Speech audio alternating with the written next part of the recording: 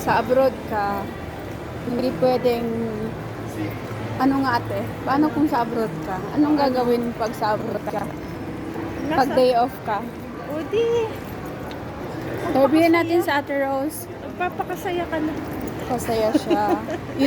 Yun ang Oo. habit mo pag ano, Hindi. Alisin mo yung mga ano mo sa utak.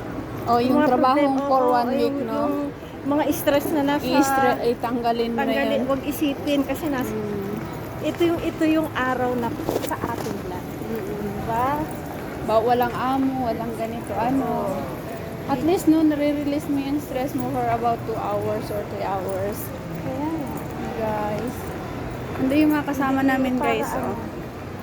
mga kasama namin. Yung kasama namin, no.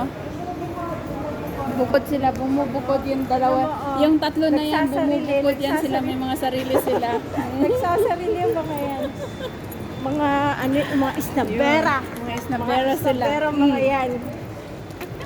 Mga Kompleto sila. kami ngayon, kasama namin sila. Hi! May... Oh, si May. At saka si... Ano nga pala pangalan mo? Si Glenda.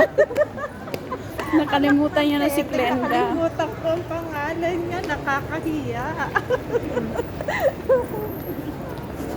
Nakakahiya.